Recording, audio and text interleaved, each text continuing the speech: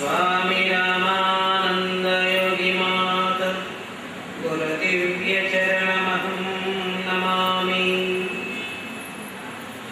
या देवी सर्वभूतेषु प्रज्ञारूपेण संस्थिता नमस्तस्यै नमस्तस्यै नमस्तस्यै नमो नमः। सर्वांतर्यामी सर्वाध्यक्ष परमात्मకు హృదయాంతర్గతమైనటువంటి సద్గురుదేవులకు ఈ కార్యక్రమానికి ప్రధాన ముఖ్యులైనటువంటి సర్వమంగళ సహిత రామలింగేశ్వర స్వామి వారి పాదపద్మములు,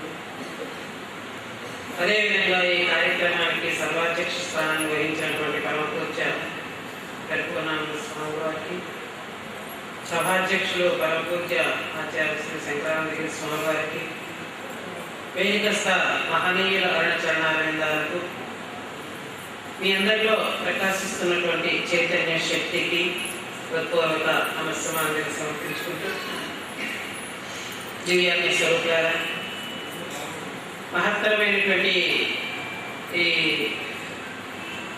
11వ వార్షిక శుభ సందర్భంలో హిందూ ధర్మ సమ్మేళన మహాసమ్మేళనం ఏర్పాటు చేయడం చాలా ఆనందదాయకమైనటువంటిది. ఎందుకంటే మీ అందరికీ తెలుసు దేశకాల పరిస్థితులు ఎలా ఉన్నాయో, ఆచార వ్యవహారాలు ఎలా ఉన్నాయో, కట్టుబాట్లు, బొట్టు, కట్టు, జుట్టు ఎలా ఉన్నదో అందరికీ తెలుసు. మనకి అనుభవం, మనం ప్రతిరోజు చూస్తూనే ఉన్నాం, మన ఎదురుగుండా జరుగుతున్నవి. అయితే ఈ సమ్మేళనం వల్ల మనకేమిటి ఉపయోగం అంటే మేలుకొలు, హెచ్చరిక. శ్రీకృష్ణ పరమాత్మ అర్జునుడికి హెచ్చరిక చేసినట్లుగా ఈ ధర్మ సమ్మేళనంలో మహాత్ములందరూ కూడా ప్రపంచానికి హెచ్చరిక చేస్తున్నారు. భగవద్గీతలో కూడా స్వామి చెప్తారు, అశ్రద్ధదానా పురుషా ధర్మస్యాస్య పరంతప అప్రాప్య మాం నివర్తంతే మృత్యు సంసారవర్త్మని అని చెప్తారు. ఎవరైతే తాను చేయవలసిన ధర్మంలో, తాను ఆచరించవలసినటువంటి ధర్మంలో అశ్రద్ధ కలిగి ఉంటారో అటువంటి వారు నన్ను పొందకుండా మృత్యు సంసారవర్త్మని, జనన మరణ ప్రవాహ రూపమైనటువంటి సంసార సముద్రంలో పడిపోతారు అని చెప్తున్నారు. అయితే మన ధర్మం ఏమిటండి? మన ముందు ప్రశ్న కావాలి కదా. మన ధర్మం ఏమిటి? హిందూ ధర్మం ఏమిటి? మానవ ధర్మం ఏమిటి? అనేకమైనటువంటి జన్మలు ఎత్తాం మనం, 1 కాదు 2 కాదు. ఇంతవరకు మనం ఎత్తిన జన్మలు 83,99,999 జన్మలు ఎత్తినాం. ఏ జన్మలో కూడా ఆ జన్మకి నరకము స్వర్గము లేదు. కుక్క అయిందనుకోండి, చచ్చిపోయిందనుకోండి, మళ్ళీ నక్కగా పుడుతుంది వెంటనే. నక్క అయిందనుకోండి, చచ్చిపోయిందనుకోండి, పందిగా వెంటనే పుట్టేస్తుంది. పంది అయిందనుకోండి, చచ్చిపోయిందనుకోండి, మళ్ళీ పిల్లిగా పుట్టడానికి అవకాశం ఉంది. పిల్లి అయిందనుకోండి, చచ్చిపోయిందనుకోండి, మళ్ళీ బలిగా పుడుతుంది. కానీ వాటికి స్వర్గము నరకము లేదు. వాటికి స్వర్గము లేదు, నరకము లేదు. కానీ స్వర్గనరకాలు ఎవరికి అంటే ఈ ఒక్క మానవ శరీరాన్ని ధరించిన జీవుడికే స్వర్గ నరకాలు అన్నారు. పుణ్యం చేస్తే స్వర్గానికి వెళ్తాడు, పాపం చేస్తే ఎక్కడికి వెళ్తారు? నరకానికి. కానీ పుణ్యపాపాలు సమానంగా ఉన్నాయనుకోండి, ఎక్కడికి వస్తాడు? మానవ జన్మకు వస్తాడు. ఈ పుణ్యము పాపము 2 లేవనుకోండి, ఎక్కడికి వెళ్తాడు? పరమాత్మ స్థానానికి వెళ్తాడు.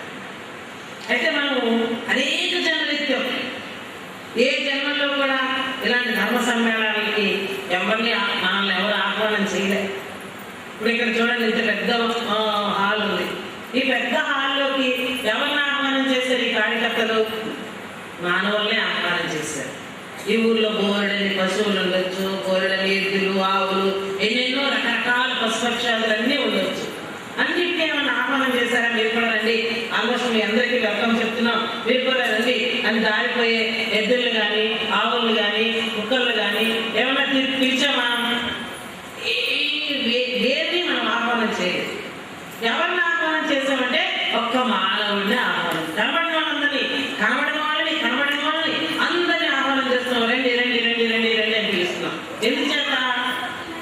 వినేదానికి, అనేదానికి, చూసేదానికి, చేసేదానికి, నడిచేదానికి, అన్నిటికీ ఆలోచించేదానికి, నిర్ణయించేదానికి, అన్నిటికీ అధికారమైనది ఒక్క ఈ మానవ జన్మ. దీని ద్వారా రామ కుక్కలో నక్కల్లో ఎక్కి ఎక్కడెక్కడెక్కడెక్కడో బహుపెక్కు జన్మములు ఎత్తినాను. ఆఖరికి ఏమైపోయింది, మళ్ళీ మళ్ళీ పిట్టలాగా యమధర్మరాజుకి నేను చిక్కిపోయాను అంటున్నాను. అంటే పిట్టలా అయితే ఒక కుక్క నోట్లోనో గ్రద్ద నోట్లోనో చిక్కుకుపోతుందో అలాగా మనం కూడా యమధర్మరాజు నోట్లో చిక్కుబడిపోతున్నాం. అంటే దేనికోసం వచ్చాము? ఈ మానవ జన్మ దేనికోసం వచ్చింది అంటే మళ్ళీ రాకుండా ఉండేదానికి వచ్చిందన్నమాట. మళ్ళీ రాకుండా ఉండేదానికి రావడానికి ఏమిటి ఆధారం అంటే ఒక సద్గురుదేవుని యొక్క కృప కటాక్ష వీక్షణాలు మన మీద కానీ ప్రసరింపు చేసినట్లయితే మళ్ళీ ఈ జన్మ రాకుండా ఉండడానికి అవకాశం ఉంటుంది. అంటే ప్రతి ఒక్కరూ కూడా తల్లి గర్భంలో ప్రవేశించేటప్పుడు 7 నెలలు అయిన వరకు కూడా మనకి ఏమీ తెలియదు. 7 నెలలు అయిన దగ్గర నుండి మనకి జన్మాంతర స్మృతులన్నీ మెరుగుతూ ఉంటాయి. ఈ భూమధ్య స్థానంలో లోపల మనకు ఒక సీడీ ప్లేయర్ ఉంటుంది అనమాట. ఆ సీడీ ప్లేయర్లో మనం ఎన్నెన్ని జన్మల్లో ఏమేమి చేసామో, ఏ జన్మలు ఎత్తామో, ఆయా జన్మల్లో మనం ఎంతెంత సుఖాలు అనుభవించామో, ఎంతెంత నరకాలు అనుభవించామో, ఎంతెంత అస్వతంత్ర స్థితి వచ్చిందో ఆయా జన్మల్లో అంతా కూడా మనకు అక్కడ కనబడుతున్నాం. అప్పుడు శరీరం జలధరిస్తుంది ఈ జీవుడికి లోపల. భగవంతుని ప్రార్థన చేస్తాడు. అప్పటి నుండి మొదలు పెట్టాడు ప్రార్థన చేయడం. ఏ భగవాన్, నన్ను తొందరగా బయటికి పంపించేస్తే, నన్ను ఎంత తొందరగా బయటికి పంపించేస్తే నేను అంత తొందరగా నీలో కలిసిపోవడానికి, నీ చింతనే చేయడానికి, నీ ధ్యానమే చేయడానికి, నీ కీర్తన చేయడానికి, నీ స్మరణ చేయడానికి, నీలో లీనమైపోవడానికి నేను ప్రయత్నం చేస్తాను అని మనము తల్లి గర్భంలో ప్రారంభం చేస్తాం ప్రార్థన చేయడం. సంస్కారవంతమైనటువంటి వాళ్ళందరూ కూడా వంట సెక్షన్లో ఉండేవారు. వంట చేసేటప్పుడు కూడా ఏ నామంతో చేసేవారు తెలుసా? వాళ్ళు భగవన్ నామ స్మరణతో చేయాలన్నమాట. భగవన్ నామ స్మరణతో వంట చేసేవారు. కూరగాయలు కోసేవారు భగవన్ నామ స్మరణతో చేసుకునేవారు. కొంతమంది ఒక దగ్గర కూర్చొని సత్సంగం చేసుకునేవారు. కొంతమంది ఒక దగ్గర కూర్చొని నామస్మరణ చేసేవారు. ఇంకా అది ఇది పట్టగా తిరిగే వయసు ఉంటుంది కదా కొంతమందికి, వాళ్ళు ఏం చేసేవారు? అలా వనవిహారం చేద్దామని వెళ్ళారు. అందులో 10 మంది కురవాళ్ళు వనవిహారానికి వెళ్ళారు. వెళ్తే వాళ్ళకి ఒక పాడుబడిన దేవాలయం కనబడిందండి ఆ వనంలో, అరణ్యంలో.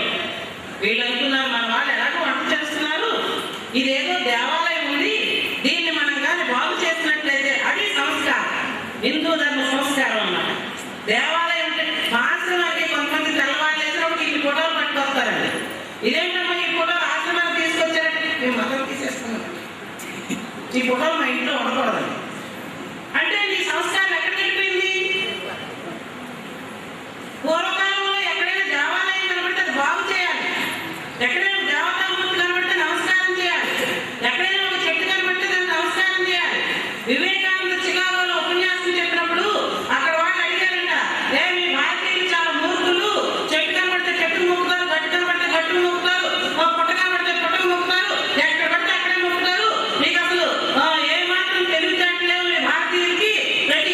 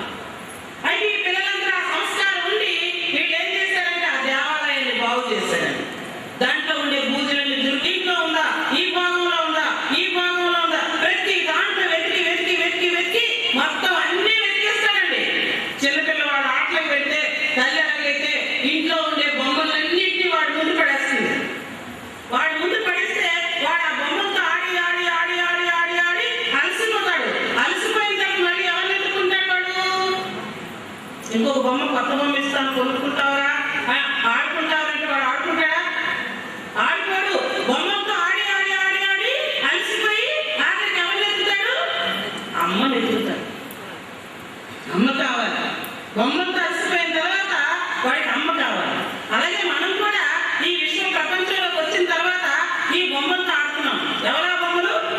తల్లి ఒక బొమ్మ, తండ్రి ఒక బొమ్మ, అక్క ఒక బొమ్మ, అన్న ఒక బొమ్మ, మామ ఒక బొమ్మ, అక్క ఒక బొమ్మ. సరే, అంత మూట మోసిపోతా ఉంటారు పుస్తకాలు బొమ్మ. చిన్నపిల్లలు అంత మూట మోసిపోతూ ఉంటారు. దాన్ని ఏం సంస్కారం వస్తుందో ఎంత వస్తుందో అది భగవంతుడు తెలుసు. ఇక గుడి అంటామా మందిరాలు కొన్ని ఇప్పుడే పట్టించడానికి గుడి పోతారు, గుళ్ళు ఎదుర్కొని చదువుకో పెద్దవాళ్ళకి అంటారు. చిన్నపిల్లలకు కూడా ప్రహ్లాదుడికి కావచ్చు, ద్రౌడికి కావచ్చు, అమ్మ తల్లి వాళ్ళకి బోధించే రోజులు కూడా ఉన్నాయి. అందులో ఏ సంవత్సరం వస్తుంది చెప్పండి. అందుకరికి కనీసం 5 సంవత్సరాల వరకన్నా మనం పిల్లల్ని తప్పుగా సంస్కారం శ్రోతలు చెప్పాలి. మనం అందరం ఇక్కడే ఉన్నామా? మాట్లాడుతున్నాయి కదా. బాగు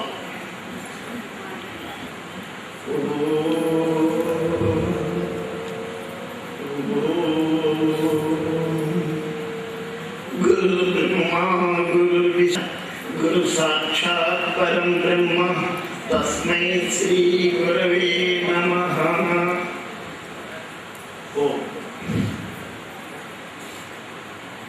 అందరూ శ్రద్ధ ఇక్కడే పెట్టారా ఎక్కడైనా పెట్టారా? ఇక్కడే పెట్టారు. మీ మొక్కలు చెప్పేస్తాయి, మీ నోటితో అబద్ధం చెప్పిన. అఖిలాండ కోటి బ్రహ్మాండ నాయకుడు, ఆది మధ్యాంతరహితుడు, అవ్యయుడు, అద్వితీయుడు, అఖండ సచ్చిదానంద స్వరూపుడు అయినటువంటి ఆ సర్వేశ్వరునికి తత్సత్వరైనటువంటి సద్గురుభక్తులకు వేదికని అలంకరించిన నారాయణ స్వరూపులైన సాధు మహాత్ములకు, సభలో ఉన్నటువంటి అనేక రంగాల్లో మహాత్ములైన పెద్దలకు, అభిన్న ఆత్మీయులైనటువంటి అందరికీ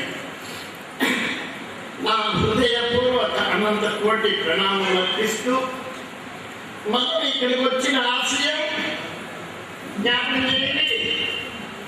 ఇక్కడికి వచ్చిన ఆశయం హిందూ ధర్మ పరిరక్షణ. ఇది అర్థమవుతుందా? బాగుంది. ఇప్పుడు ఒక ప్రశ్న వేస్తాను మిమ్మల్ని. ఒక పాక శాస్త్రాన్ని కానీ తగ్గించేయాలి. పాక శాస్త్రాన్ని కానీ, వైద్య శాస్త్రాన్ని కానీ, ఒక కంప్యూటర్ శాస్త్రాన్ని కానీ, కామశాస్త్రాన్ని కానీ చదివినంత మాత్రం తృప్తి చెందుతారా? ఆచరణలో పెట్టాలని ప్రయత్నం చేస్తారా?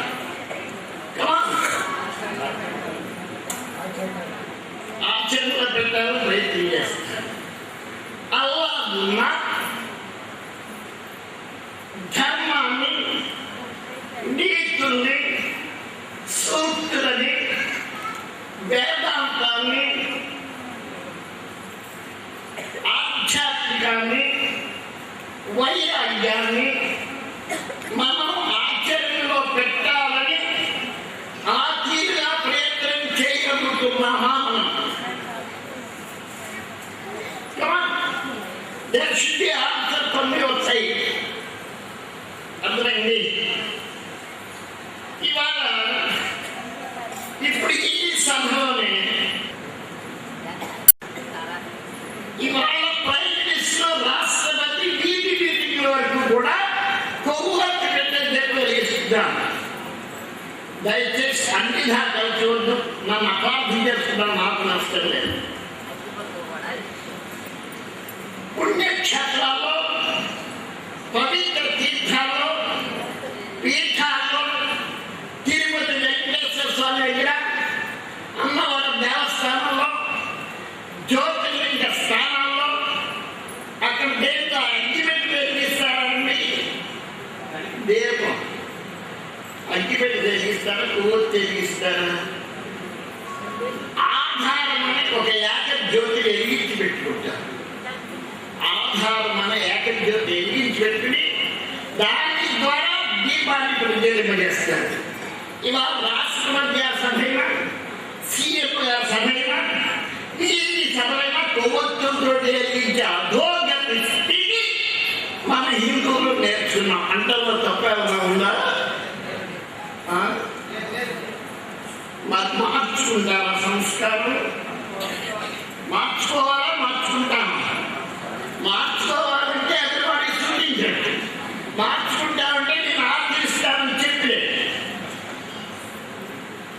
ఏంటి మంచి మాట ఉన్నావా? ఆర్తిని నేను చూడను కదా.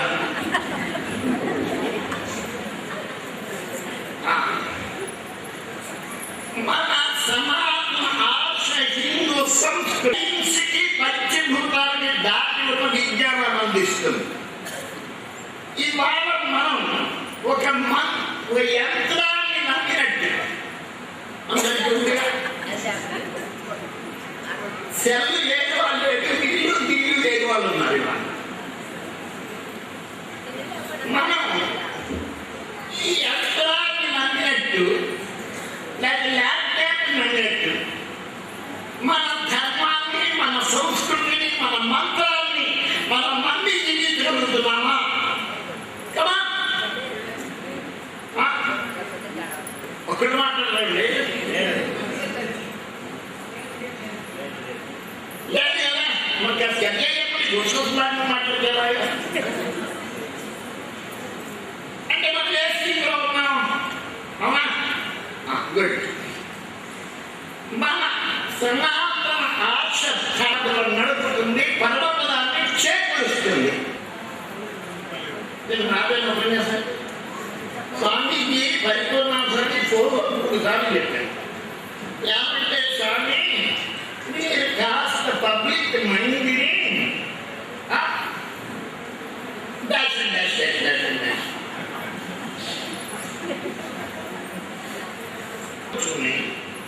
శరీరం విడిచి ప్రాణం పోయి ఆ చివరగా చెయ్యి 11 రోజులు, 15 రోజులు, 16 రోజులు, 21 రోజులు, 40 రోజులు అన్ని అయిన తర్వాత ఈ జీవుని ఉద్ధరించడానికి మన శాస్త్రాల్లో అనేకమైనటువంటి కర్మ విధానాలు చెప్పారు. అవి భౌతికంగా ఊరికే బ్రాహ్మణులు దక్షిణవాసం చెప్పినాయి అని అనుకునే అధోగతి స్థితికి మనం వచ్చాం. కానీ దాంట్లో ఉన్న విజ్ఞానాన్ని, దాంట్లో ఉన్న భౌతిక ఆధ్యాత్మిక అంతర్గత రహస్యాలని తెలుసుకునే విజ్ఞతకి మనం ఎదగలేకపోయాం. ఒక చిన్న ఉదాహరణ చెప్తానండి. పశువుల్లో, క్రిమికీటకాదుల్లో, పశుపక్షాదుల్లో ఆరోగ్యంలో మంచి చెడ్డ కూడా లేకుండా 360 రోజులకి ఆరోగ్యం దానికి విషయంలో అయ్యావు. ఋతువులు బట్టి వ్యవహరించే మాకు అది వద్దంటున్నావు. మా కన్నా బుద్ధిహీనులైన వాళ్ళకి పుడతారని శిపిస్తున్నాయి.